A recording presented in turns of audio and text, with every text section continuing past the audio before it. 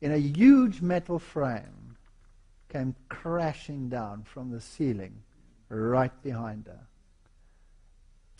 And the guard at the door, because in Southern Africa we have guards at the door because otherwise your shop is empty without the till being full, said, "Madam, you could have been killed." She didn't care two hoots about that. She knew one thing. The God that had permitted all these things in her life still cared. It's experience that does it. I can tell you 1,000 experience. Francois can tell you 1,000 experience. If you don't venture out and take this God at His word, you will never have an experience. And your light will go out in skepticism and darkness. Take a step. Trust Him. See what happens. Sorry, we're keeping the mic here. But I got a degree in biology, and I also grew up Adventist. And I have a problem sometimes trying to fuse the two together. So, for example, like one of the things I studied about while studying biology that I couldn't ever wrap my mind around is if, let's say we're talking about evolution, and I remember studying that. Well, we have 23 sets of chromosomes. Chimpanzees have 24, and because evolutionists believe that the two are related. We're related. Why is it that humans have less, one missing set of chromosomes? And that recently it was discovered that, I think in the 3rd or 4th chromosome of humans, that it's actually 2 chromosomes fused together, 2 short chromosomes, and it actually has 2 telomeres within that chromosome.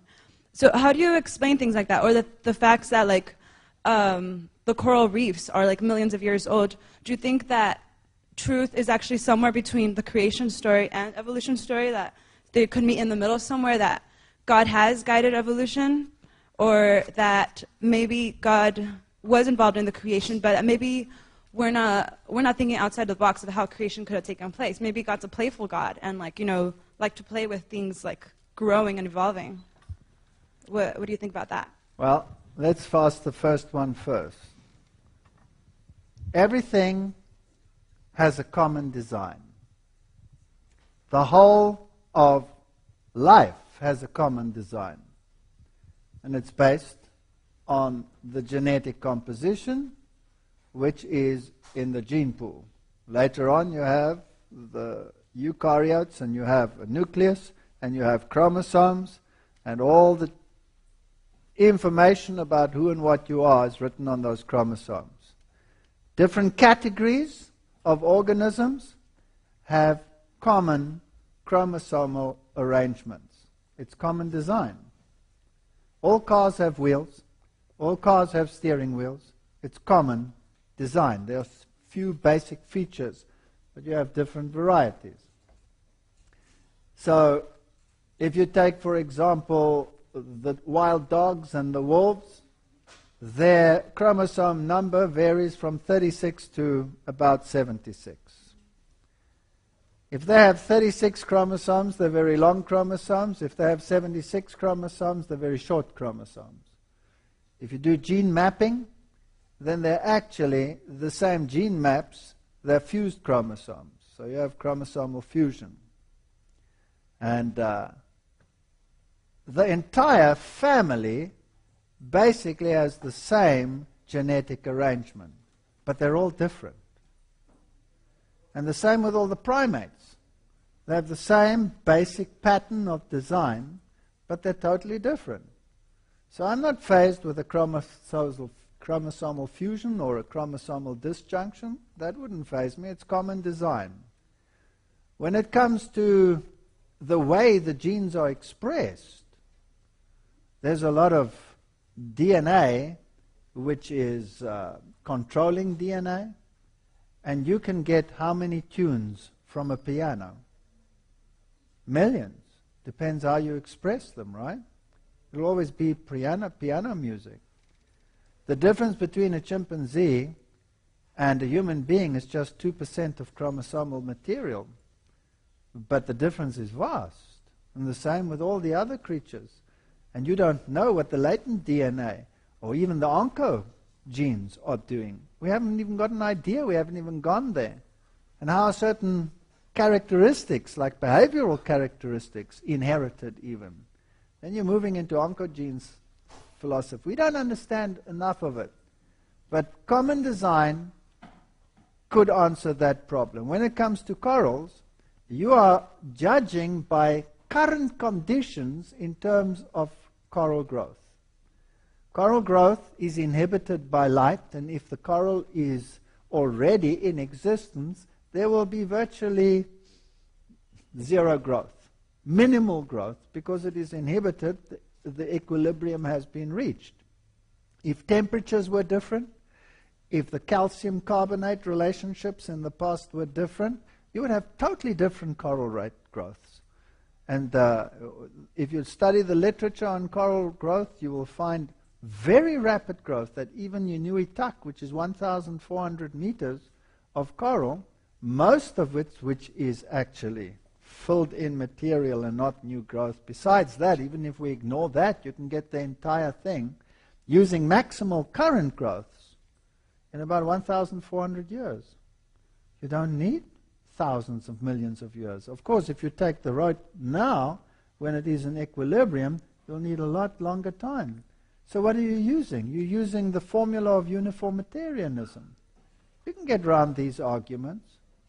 Now, if you had an Earth where basalt was eroded into warm subterranean water rich in carbon dioxide, then you would get huge calcium carbonate deposition, and that's where we have all our limestone deposits from. Imagine how much calcium carbonate must have been in solution and how that must have affected coral growth rate in the past. So you cannot use the principle of uniformitarianism. It's a scientific principle, but it doesn't rest on a very firm foundation. You can look at the individual things and have your faith shaken, or you can look at the bigger picture. My suggestion is look at the bigger picture.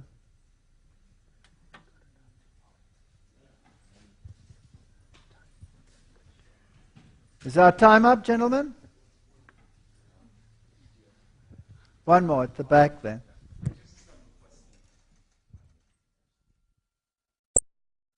I'm not making the statement to either shoot it down or to propagate it.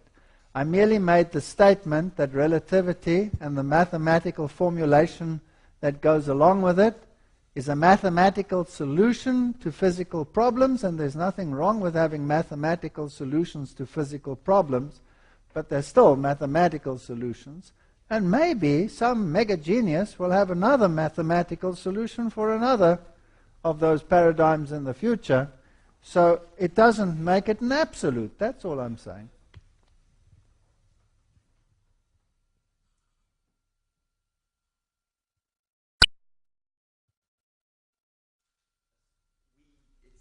Now, tell me something.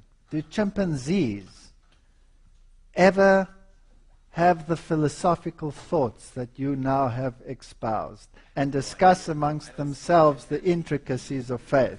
I don't speak chimpanzee. Chimpanzees don't speak English. We'll never know what we're talking about. All right. But judging from the empirical evidence that you have so far, have you ever seen the chimpanzees sitting together philosophizing on these issues? Yes or no? You have? They eat out of each other's hair and they make noises.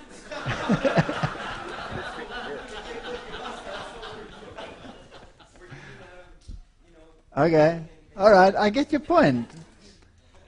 Faith is the substance of things hoped for, the evidence of things not seen. Okay? So faith is word-based, not experience-based. I don't base my faith on that experience. Because if I had to base my faith on that experience, then any experience that I have in my life can lead me by the nose in any direction whatsoever. That's not my faith. My faith is word-based. And I have enough historical evidence, empirical historical evidence, that what the Word says in its historicity is true. Even when it was the only source on the planet that was presenting that empirical evidence. It's only 120 years that the science of archaeology has confirmed what the Bible has said about kings like Nabonidus or Belshazzar or whatever the biblical figure is. Those names never appeared anywhere outside the Bible until the science of archaeology dug them up. So, history in advance, the Bible story, the story of the God of the universe who came down to this earth. And what makes Christianity so real to me is that it is the only, take note, the only religion on the entire planet that not only gives a reason for the mess we are in, but gives a solution. All the other religions, you're basically dependent upon yourself to correct the mess we are in. It's called salvation by works, isn't it? Not Christianity. This is a total different kettle of fish. This is a God who not only permitted the mess so that I could have freedom of choice, He chose to bear the mess in Himself to make it possible. So here I base my faith on the Bible. And if I take this God at its face value, then I have an experience. But the experience to me is not that which makes my religion function or leads me in a particular direction. It's the Word that does it. I was waiting for you to talk about the freedom of choice. Heaven or being burned doesn't sound like a choice. That sounds like I don't want to be burned. Yes, I agree absolutely, and I felt exactly like you do. There should be an option, good and bad of both. Good. Like Paul, I said, I'm either a slave to sin or I'm a slave to righteousness. Doesn't he say that? And I say, well, God, what's the big deal? Either way, I'm going to be a slave. I either do it your way, or I fry, or I don't do it your way, and I live my life and I fry anyway. I don't have a choice. I'm a slave. And then God says to me, come let us reason together. I like God. He says, come let us reason together. If I allow this universe to live in perpetual transgression, then tears will be an eternal reality. I cannot afford a universe with an eternal river of tears. So I have given a choice.